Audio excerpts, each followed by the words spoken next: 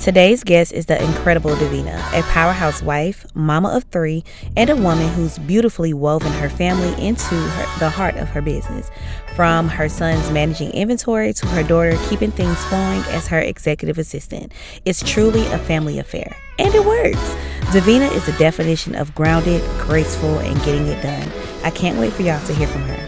Hey y'all, welcome to another episode of Chats With Chee. I am here with a powerhouse woman, Davina. But I'm not going to do her intro and I'm not going to yap with y'all too long. We're going to dive right into it. Hey. We here. Yes, we are here. We are live. I'm excited. I am too. I'm grateful for your blindness. Let me tell y'all. So this actually came from, we was in, this is my client, my hair client, and I do her hair, period. But we were sitting there talking and I was telling her, about, the drama that came behind getting guests. Yeah, and doing the things and blah, blah, blah. But randomly, she was just like, I want to do it. I want to be on it. And that warmed my heart so much. Because, yes. I mean, you're a busy woman. You have so many things.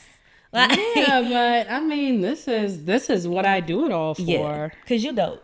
Thank and you you. like dope shit. I really appreciate that. Yes. Yeah. Tell us, what do you do? Because anytime, Jay, she always be wanting to know who be in my chair. And I was like, I don't know, girl. They do something. She can do a lot. And I'm like, it's something with the recording. They do tech. She with the Grammys. It's a lot. What do, so, all right. In your words, All right. What do you do? My name is Davina. You can call me V. I am a Grammy award-winning executive, music executive.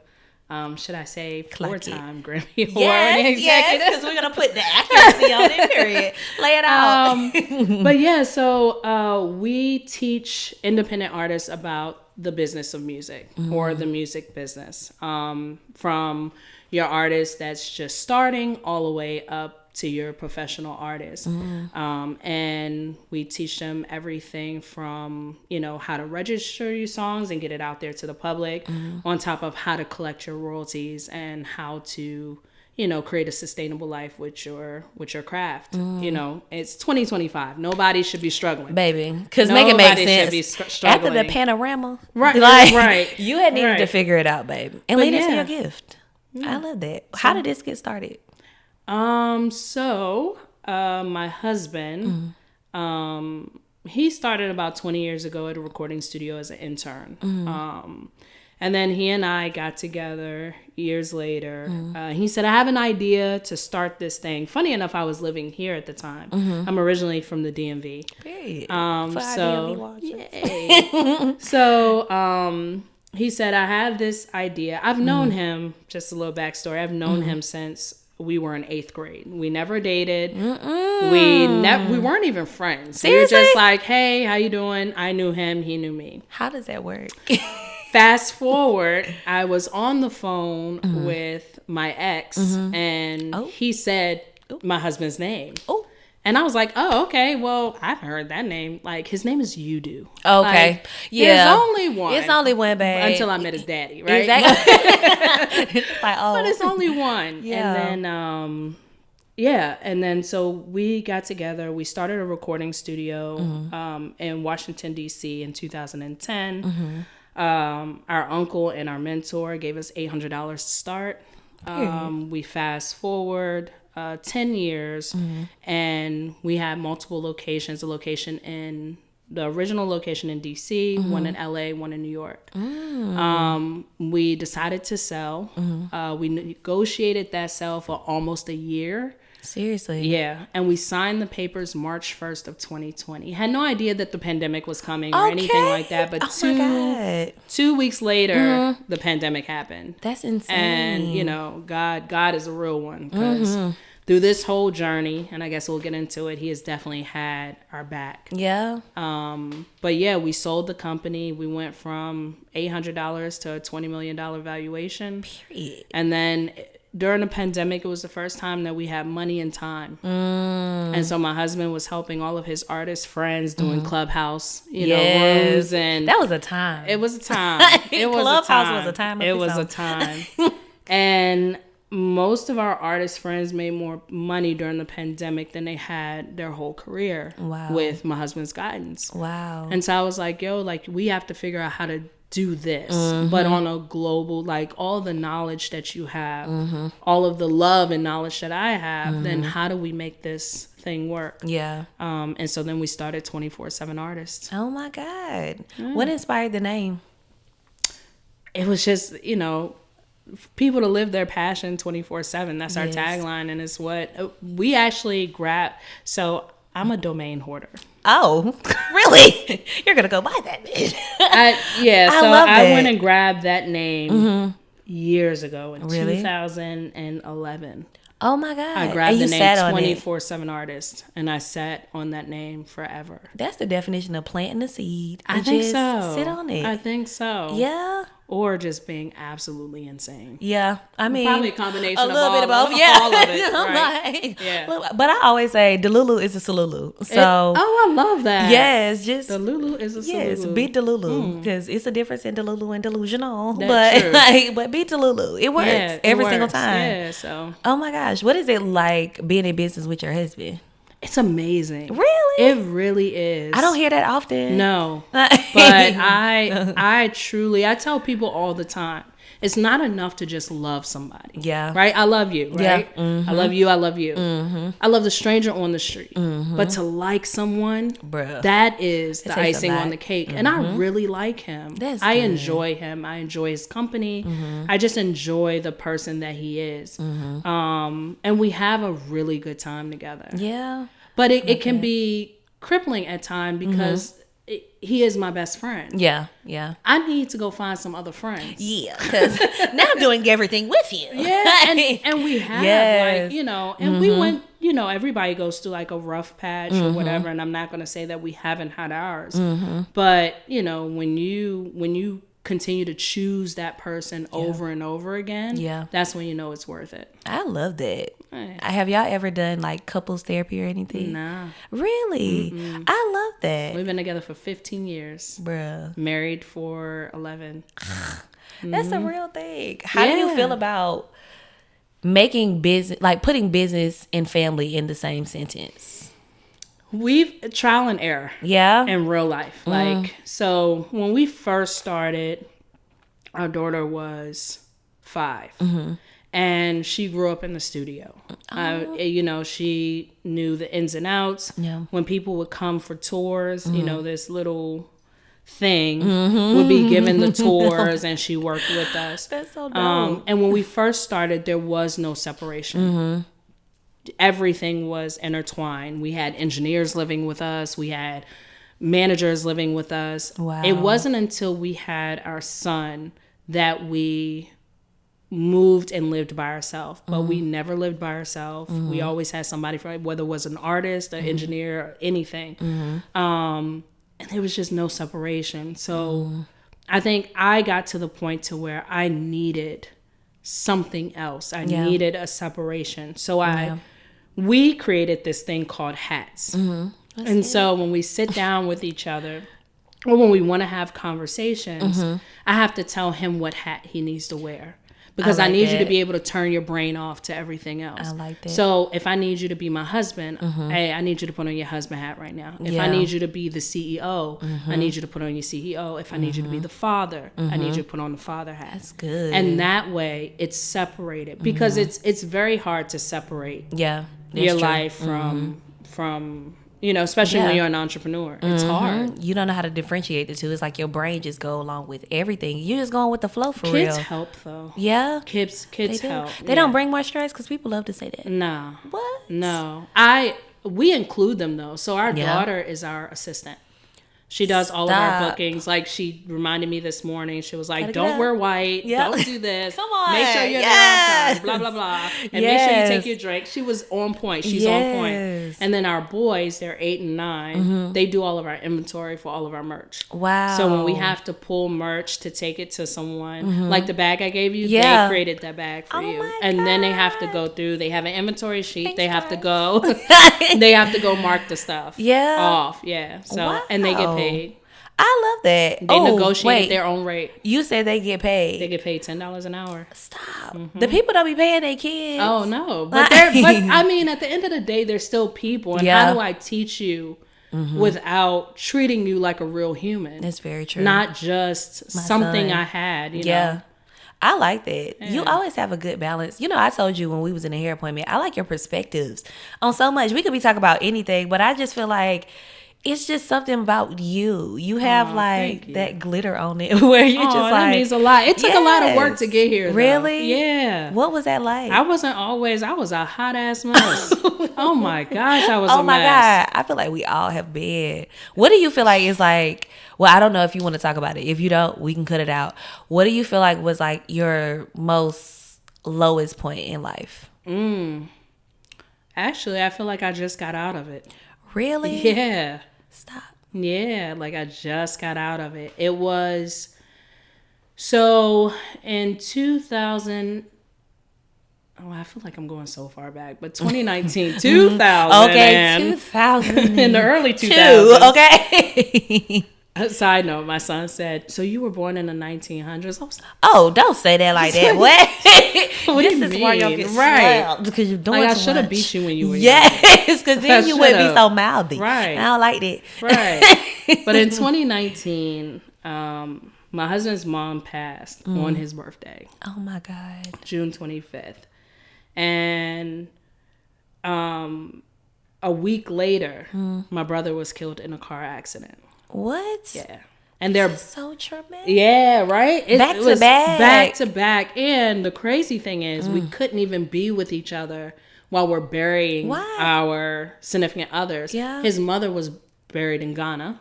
My husband's Liberian Ghanaian. Oh, wow. And my brother's here in Richmond, Virginia. Oh, my God. And so, and they were buried on the same day. Ma'am.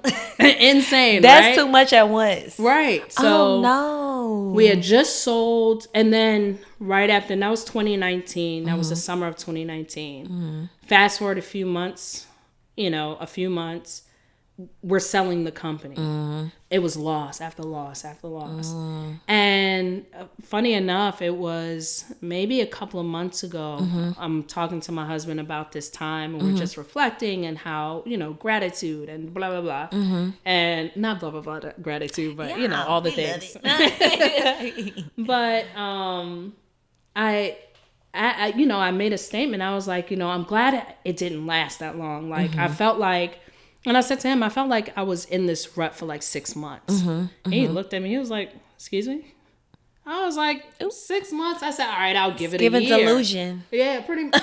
Not Delulu. Not Delulu. It's give it delusion. Right. With the N. And he looked at me. He said, V, you were down for a good 5 years. Oh, my God. He said, I can honestly say you probably bounced back, at the end of 23. Really? Probably, he said, really bounced back mid-24. What?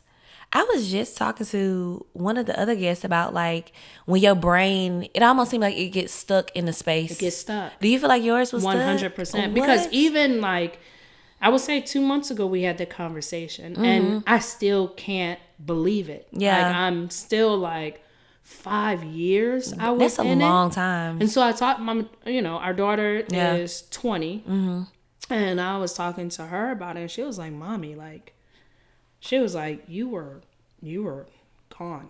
Oh my God. Yeah. And then to have evidence and experiences. Oh my goodness. And it's seeing it from their point of view. Yeah. And them explaining it. I knew I wasn't good.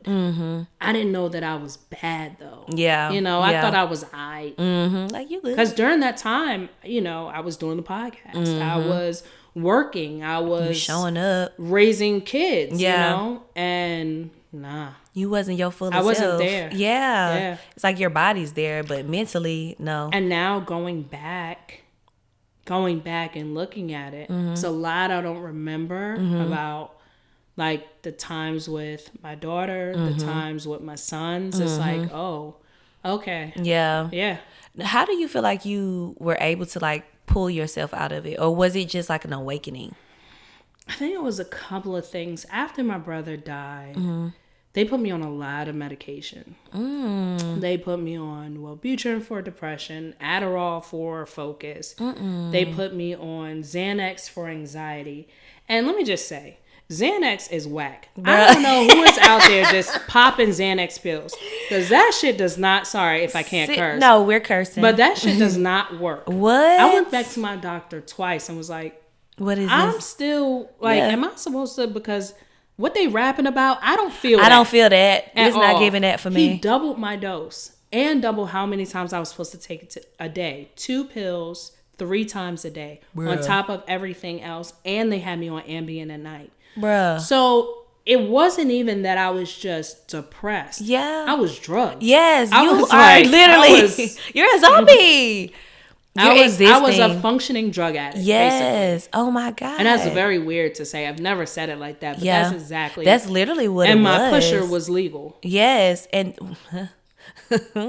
that's another conversation. That's another day. Okay, because let's talk about the actual drug dealers out here. Right, you know, like, and then one day I was laying in the bed, I was listening to Jim Rohn, and I had started reading a book called Code of the Extraordinary Mind by Vishen Lakhani. Everybody should read that book. It's such an amazing book. Plugging that. Vishen Lakhani, Code of the Extraordinary Mind is such a great book.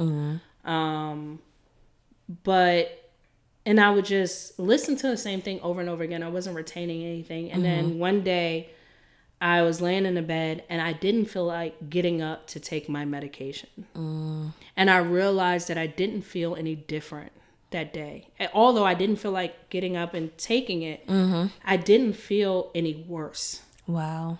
And then, so I went the next day and I realized I didn't feel any worse. And then I started getting up and going outside more. Yeah. And then it was like, and I have to give it to my husband because he didn't give up. Like 5 years is a long time. That's a long time. A long time. And people quit.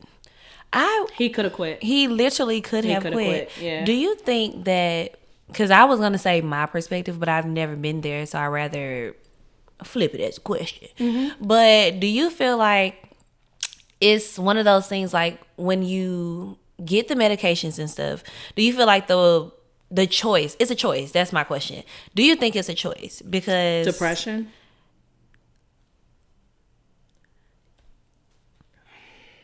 So I go back and forth on this. And I tend to tread lightly because I do know some people that are very, very depressed.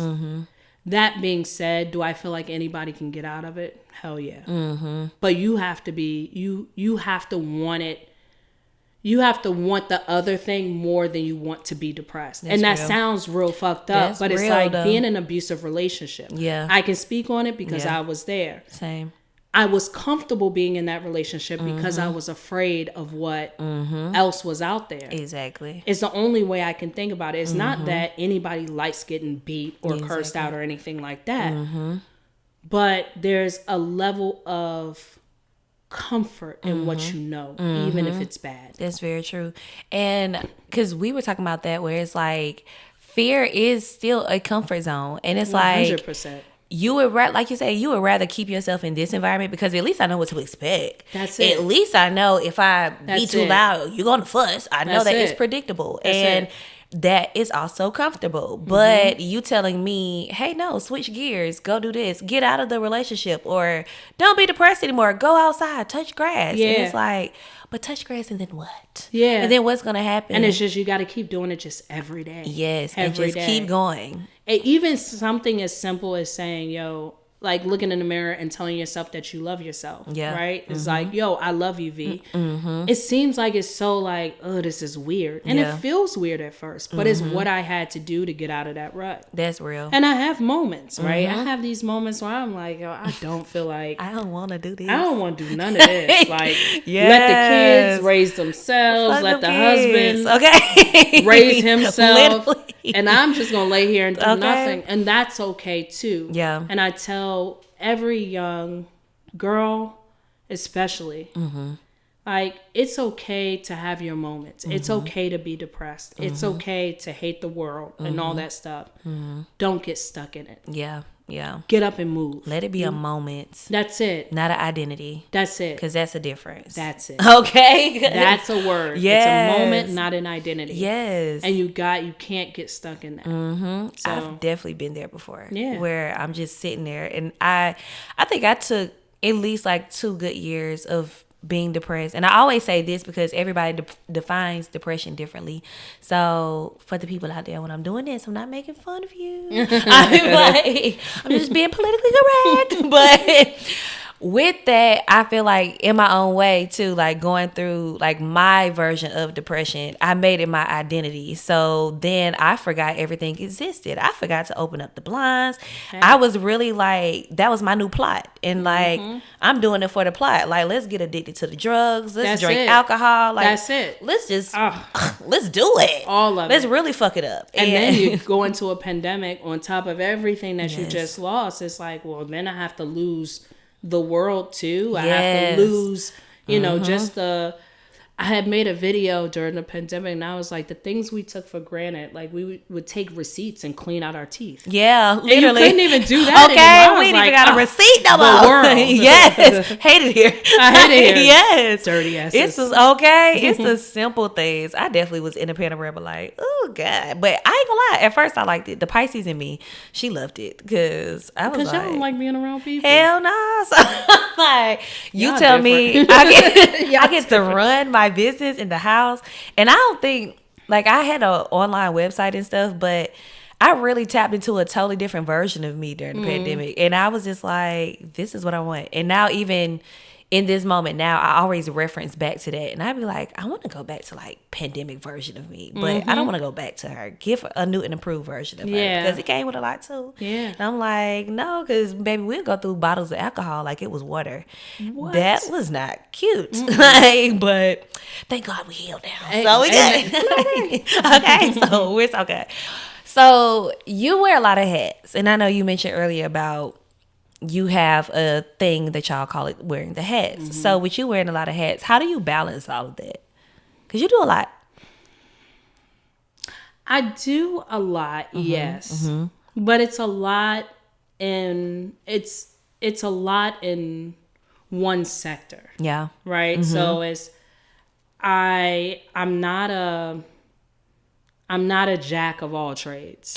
Love that. And I don't claim to be. In fact, I don't want to be. But what I've learned is delegation. I delegate. Hell yeah. I delegate. And it's still hard. But like, for instance, with our daughter being our assistant, she handles our calendars.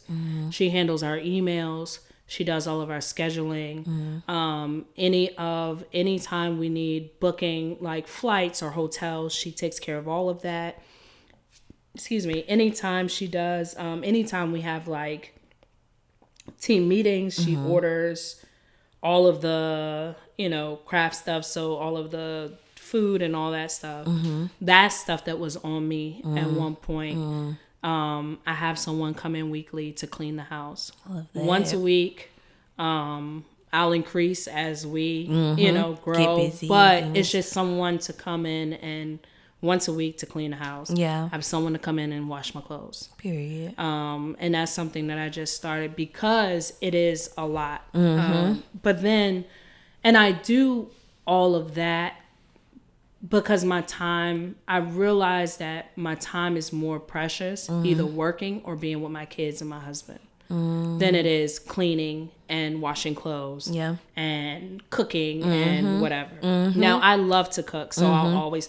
By the way, I'm a pasta snob. Oh, I love a good pasta now. What's your favorite pasta? My gosh. I just made a pasta. I made a cream sauce from scratch with, I'm not going to even try to say the noodles, but they're the little thick round ones. Okay. Next, I'm going to try to make the pasta fresh. Oh, like with the machine and all the things? With sausage. Yeah. I'm a sucker for it. I do like cream pastas though. I'm not really a tomato based pasta girl. I'm not either. Yeah. But I make an amazing bolognese. Really? Yeah. It's And I've really, never had a really good one. You're going to have to bring I some. will. The next time I make some, I will bring you some. Oh my God. Yeah. That makes me happy. But I love cooking. Yeah. But I come from a family of cooks, so. Oh, really? Yeah. That makes a difference. And our daughter cooks. Yeah. Oh, she's amazing. Oh, she's a mean cook. Yeah. Oh, she can pick that. anything from out of a kitchen and make a bomb. She doesn't even have to have like real ingredients. Yeah. Oh, She's I love that. beast. That's a gift. That's a whole Yeah, gift. she's a beast. I'm not, it was something you said. Oh, delegating. It's funny that it's so normal and it's such a fluent language. To delegate? Yes. Again, it didn't start off that way. It did not start off that way. Wow. That's one thing that I definitely I used to feel guilty for once upon a time. 100%. Because I'm like, no, but thanks to Lindsay, like, and thanks to Josh, because I leaned into that 100% even with this, because I'm like, I cannot do this by myself, and I don't even have the energy. It's going to take away from how I'm able to show up. That's it. In everything. Yeah. And it was a lady I met a few years ago, and she was the same way, where like I went to her house to do her hair. She had the nanny who was there, the person who was cleaning the house. It was like a whole production, but this is just her day to day. And I prayed. I was like, Lord, I can't wait till I get to that point where I'm doing that. And again, it just makes sense. Small steps. Yeah. It doesn't always start that way. Again, Yeah. It started with us handing over our emails, right? And then it went to, okay, well, what in my regular life brings me the most stress? It's like, I hate going home to a messy house. Yeah. Right? So let me get someone to at least come and clean once. I can do messy. I can't do dirty. And with little boys, oh God. and I still clean and throughout the week or wipe up, but it's not, I don't have to do deep cleans anymore, or and they're old enough now to where they can do a lot of it too. It's heavy on to pick this up. You know better. I love that. Or you need to come get this pee off the back of the toilet. Yeah, because I'm not. And no. Not no more. You know better. I'm not doing that. But yeah, delegate. Yeah. Because it saves you a lot of time. And again, your time is precious. Yes. And I have little ones. So. And you want to spend that time with them. I know in my own little way too. I keep trying to tell myself don't feel guilty for this, but it's hard. Yes, it's hard, and I think as women we hold a lot of guilt. I think that was the catalyst of my depression. Was that guilt? I felt guilty for grieving. Wow. Because my mom had lost her son. This is their second child they're losing. I lost a sister years ago. And then now I've lost a brother. And then my husband lost his mom. And, no matter how you look at it, it's like, it's not that I felt like I wasn't allowed to grieve. I felt guilty for grieving. Wow. Because these two people lost these major figures in their life, and for a mom to lose her child, it's like, because it's like, oh, that's your pain, but you got your own pain too, and you have to go through your experiences too, and feel your own feelings. Yeah, and I think once I allowed myself to actually feel, it wasn't as bad as I thought it was gonna be. Yeah, really. Yeah, nah.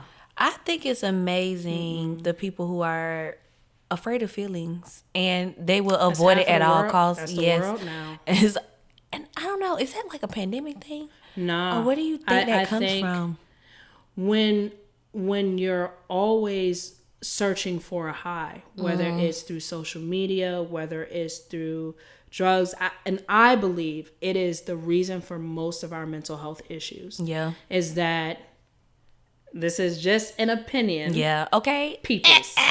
But when you're not allowed to feel and you're not allowed to live, then you're afraid. And then you're drugged. I was drugged. Like I was taking I wasn't allowing myself to grieve. I wasn't allowing myself to feel happy, sad, or indifferent. Because you can't feel nothing. Nothing. Oh my God. Nothing. No. And then if all you're looking for is these happy moments, you're either searching for it on your phone, you're not living.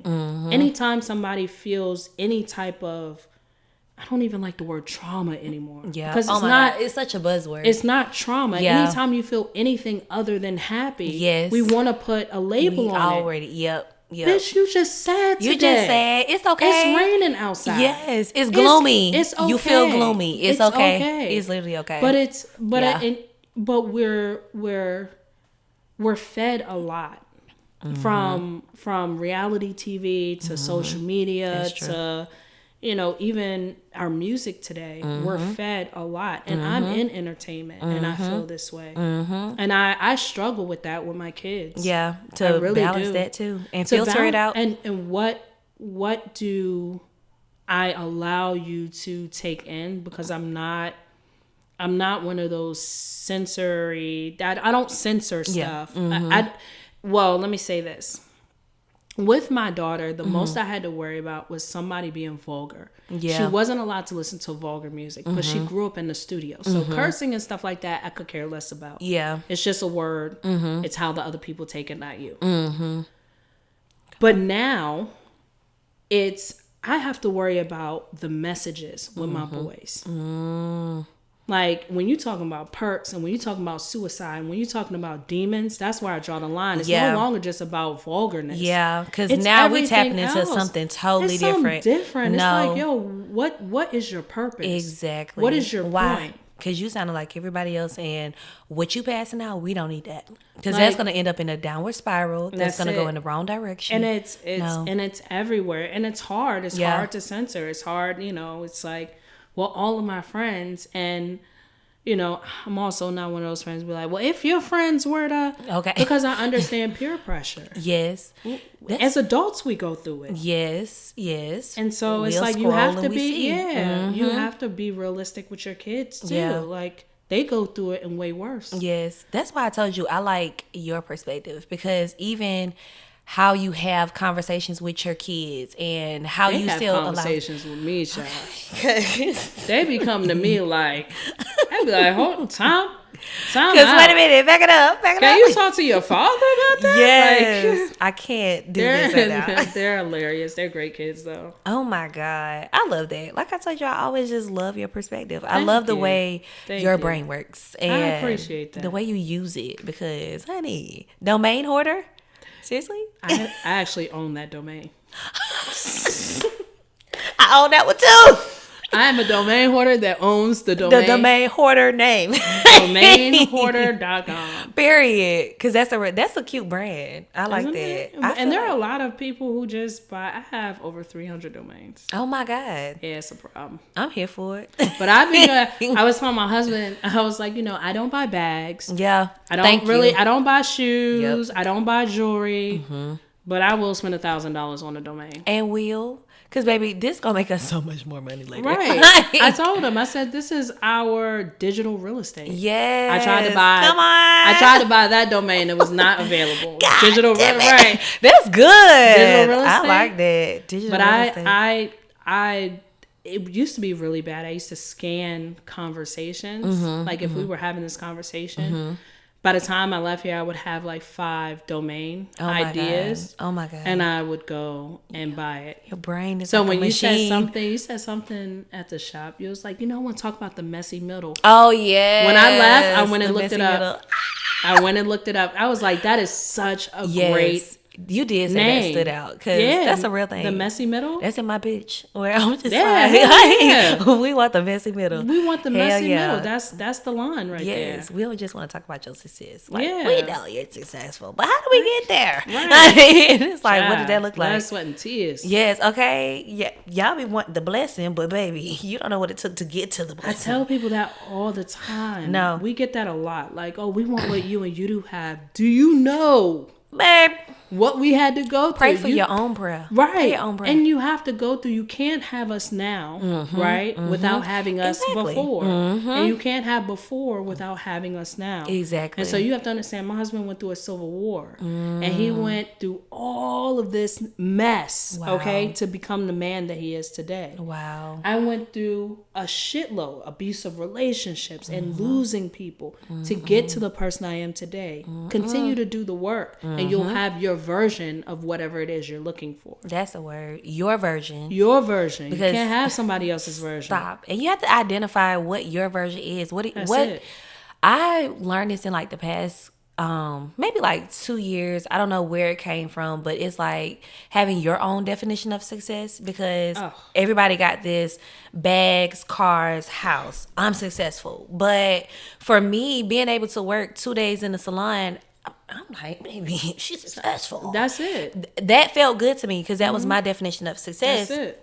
It also took a lot of the pressure off of me, because I almost killed myself trying to chase $1 million when that was my definition of success. So I'm doing all of this stuff, working too long, doing too much, and end up in the hospital like doing a whole bunch of shit. Yep. And it's like, but who you saw do that? I saw somebody else make $1 million at like 26. So you felt like you needed to. Yes, because I'm like, oh my God, I'm about to be 26 in 9 months. I need $1 million now.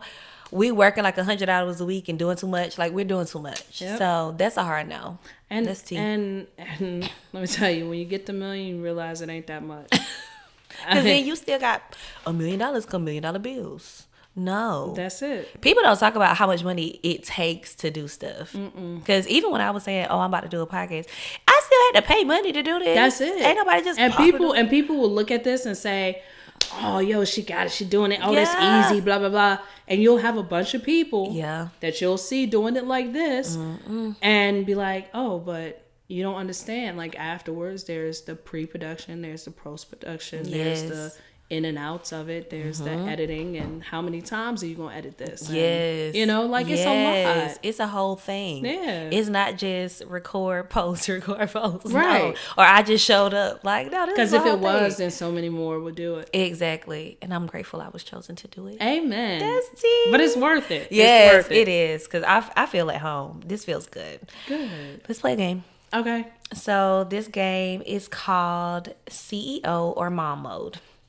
So the concept is I will read out real life scenarios and you have to answer CEO mode or mom mode or both. Okay. That's the thing. Okay. Okay. So here we go. Number one, your employee misses a deadline and gives you a long emotional reason why. How you handle that? Am I supposed to say CEO or mom? Yep. Am I supposed to give how I would handle it, or you just? Can. All right, so I would handle that CEO mode.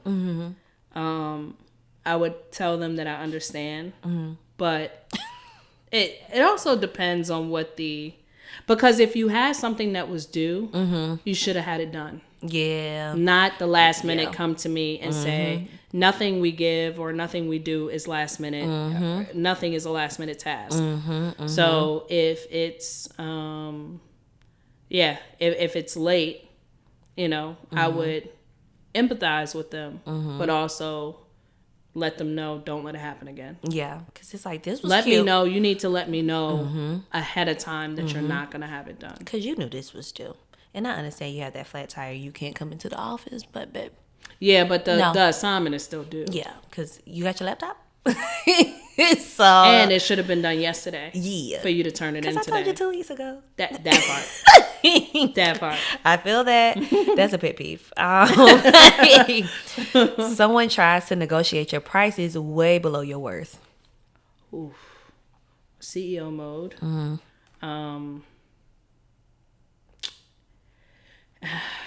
You know, it's a hard one because